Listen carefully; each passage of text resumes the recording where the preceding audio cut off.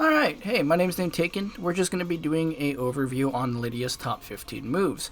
Now, please keep in mind that Lidia just came out, so I personally do not have the best knowledge of the character yet, and I don't think anybody does really yet. But with time, we'll be able to learn more. But from face value, these are the top 15 moves that I found. So first off, we're going to start with her jabs with 1-1.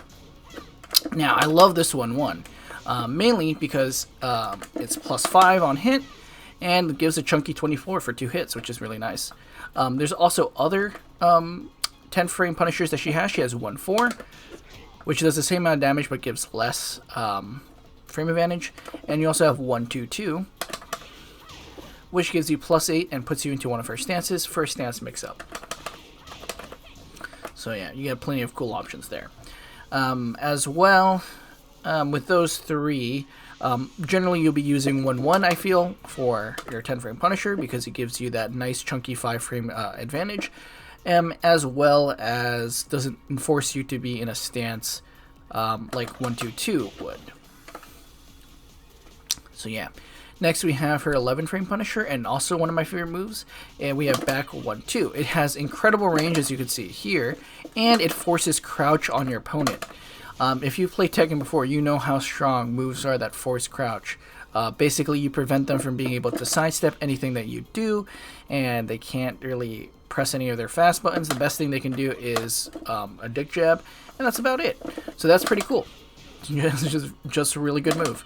Probably one of the better 11-frame Punishers in the game, actually. Next we have back 2-1. This one is going to be your 12-frame Punisher, although, I'm going to be honest with you, I'd rather do back 1-2 because of that enforced crouch for 11-frame moves as well. And up to 13, really. So yeah. Next we have her Magic 4. It's actually 4-2, this move. And on counter hit, you get that nice chunky launch that you expect from Magic 4s on counter hit. You can do something like this. This is not an optimal combo in the slightest. She gets ridiculous damage. I just don't know how to do it. But yeah. Something cool about this 4-2 is that it's actually safe on block. Most Magic 4s are either unsafe and are punishable by jabs, or they are -9. Hers is actually, if you do a 4 by itself, it's only -8, which is really cool. And if you do the full extension, it's -2. However, that second hit can be ducked, so you do have to be worried about that, as you can see here. So just be careful. Don't throw it out too much if your opponent knows that they can duck that second hit. Next we have down forward 1. Now this down forward 1 is also really good. Excuse me. Look at this incredible range right here.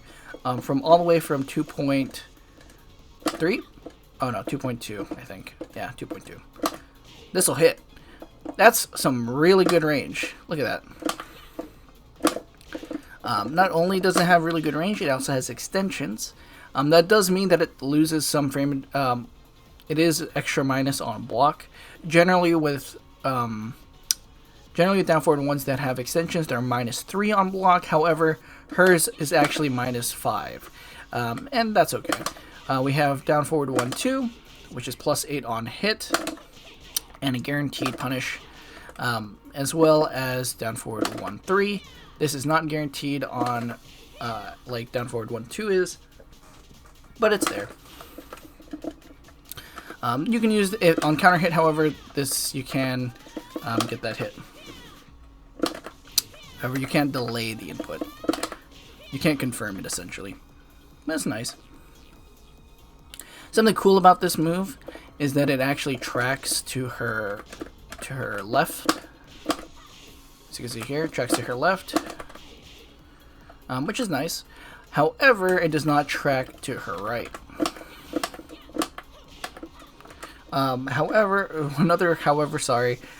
Something interesting I noticed was that when I did down forward 1-2, generally it would have better tracking. I don't know why. Okay, now it's not hitting.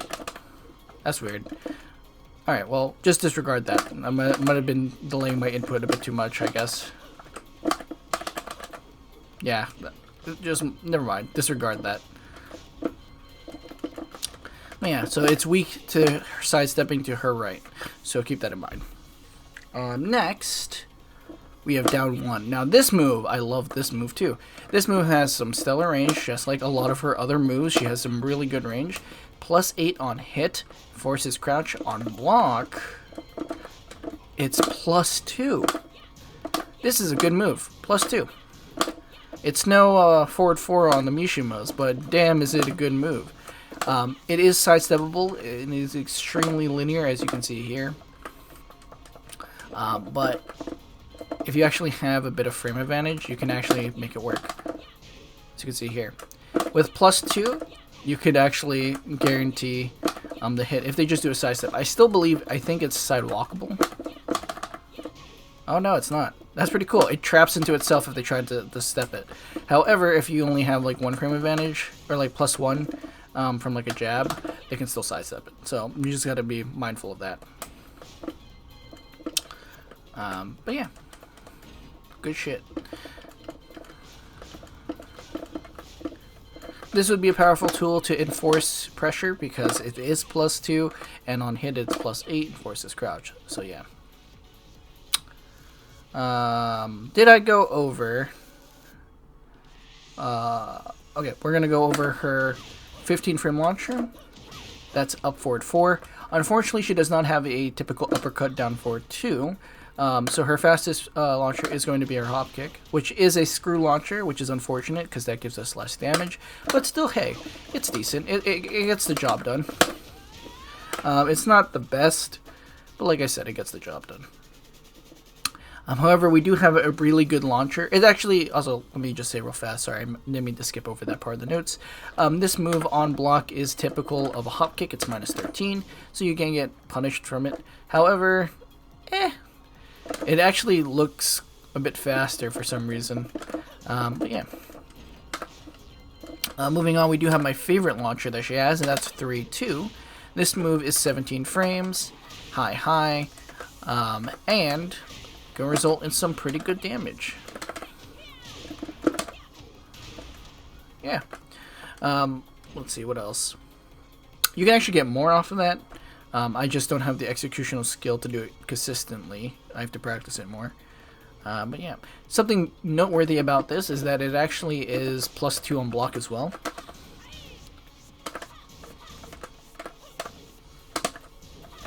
I just blue sparked it and I don't even know that was a thing.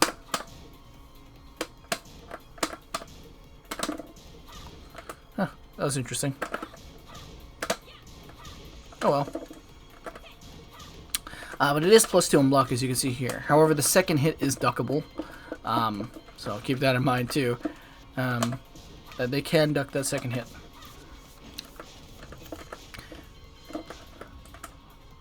Next we have Wall Running 1. Now, this is a good move. Wall Running 1 is +8 on block, I believe. We're about to find out. +7 on block. And what's good about this move is it's +7 on block and forces your pressure. Something really good to learn, how to do instant wall runnings. Definitely very useful. It's similar to Kazumi's new move from Season 4, essentially. It also gives us a nice knockdown on hit, which gives us a guaranteed down forward 2 after a micro dash. But yeah, good stuff. Next we have down back 3-2. This is her hell sweep. It requires a clean hit, so you need to be fairly close. 1.5 is about the range, I think. I think it's actually a bit farther than that, 1.7. Yeah, well, 1.7. So that's a good move. Hell sweeps are always good. Unfortunately, she has a hell sweep.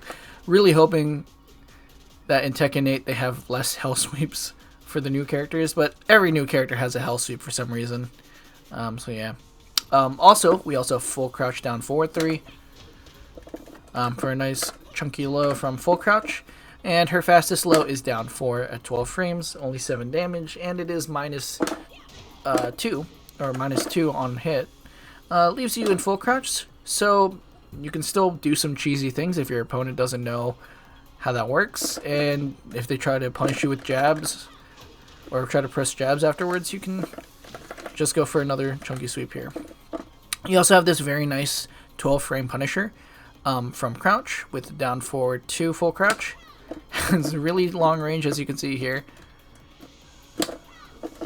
Not as long as I thought it was, but it's still pretty good. This is 12 frame Punisher. And also she has a above average while standing 4 damage. While standing 4 is 13 on hit, and is usually your 11 frame Punisher. As you can see here, it's 11 frames. However, you can actually do a while standing for 2 on her for 25 damage, which can make a lot more things more dangerous to press against her, because 25 is a lot of damage. Yeah. Other interesting move she has is up back 1. This is very similar to Hwoarang's up back 1.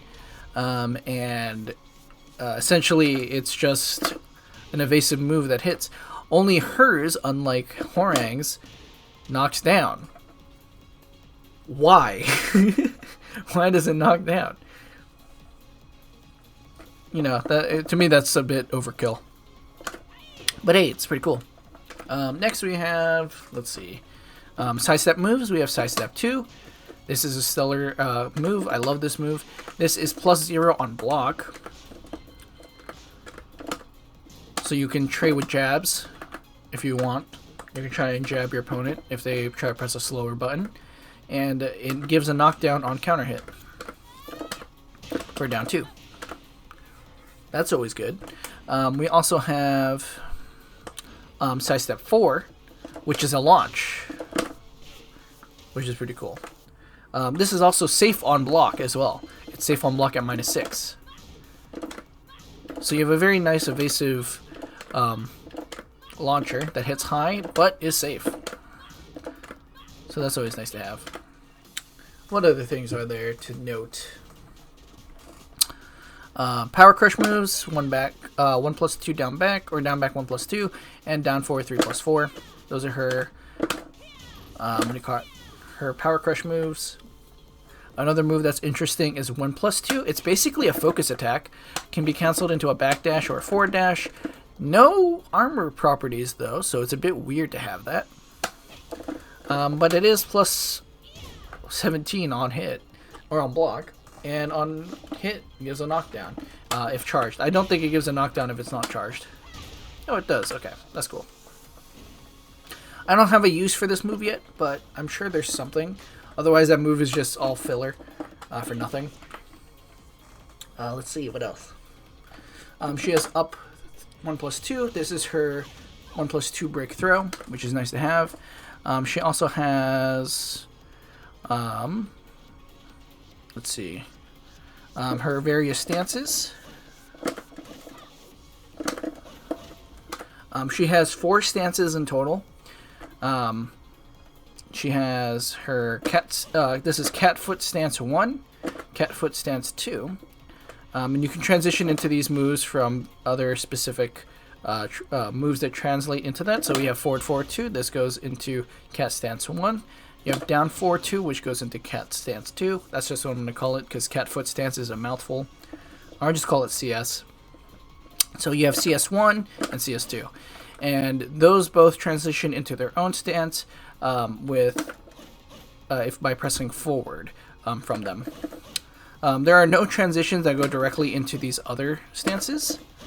You have to transition directly into them yourself after getting into that stance. So keep that in mind, because there are some powerful options from these second ones, but you do risk getting hit because you do have to sacrifice a little bit of time for you to transition into the other stance. But you do get some pretty powerful stuff. Let's take a look at some of that stuff. We get this nice low here. -13 on block, forces crouch on hit. On counter hit is a launch. We also have this 1+2 +14 on block. Beautiful. We also have... let's also actually talk about the cat stances themselves, because they also have some pretty good moves. Specifically, CS1 has some pretty good stuff. This is probably the best move on CS1. This number 2 on CS1. On CS1, 2 is probably your best option. It's -9 on block, counter hit. It gives some pretty chunky damage as well on counter hit. So you can see here, it's a launch. +4 on normal hit, it's pretty good. And since it's mid, you can't duck it. You just have to deal with it. So getting a move like forward forward 2 in and then doing that is probably the way you're going to be generally getting into that stance. You also have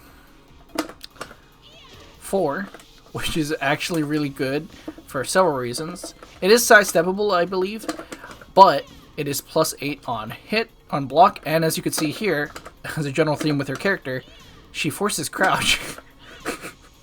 She just forces crouch, that's all she does. And on hit, knockdown for a guaranteed down 2. Good stuff, really good stuff. And it's like good Oki too. Then we have, let's see. We have 1.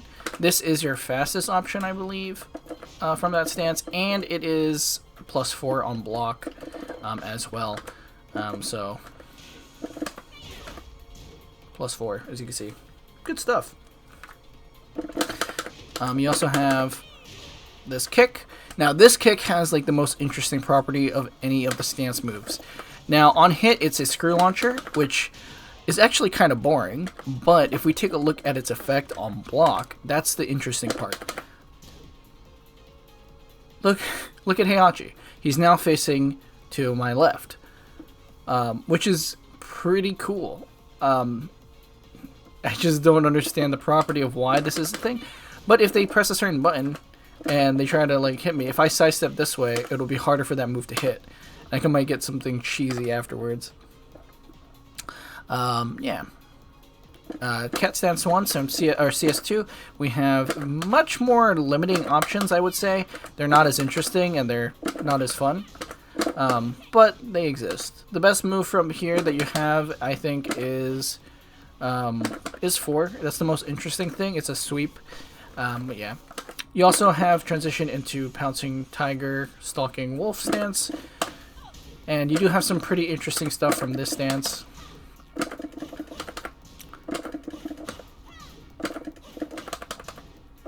I believe kick 1, 2. Yeah. I think there's actually 1, 2, 3. Or is it 3, 1? I think there's something after that, but I'm not sure. But yeah. Let's talk about her parries. As you as you saw in the trailer, and probably the most noteworthy thing, she has some pretty interesting parries. You have down forward 1+2, which is this move. This parries right punches during that backwards animation. And let's try to show it off here.